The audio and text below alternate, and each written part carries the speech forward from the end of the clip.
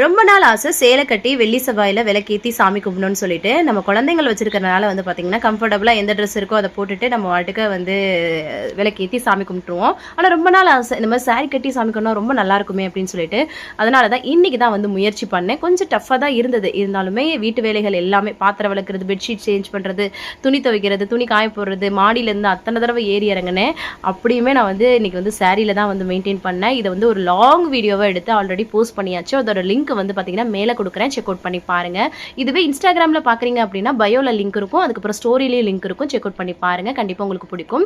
இன்னைக்கு வந்து பார்த்தீங்கன்னா சும்மா நட்ஸ் எல்லாமே வச்சுட்டு விளக்கேற்றி சூப்பராக வந்து சாமி கும்பிட்டாச்சு.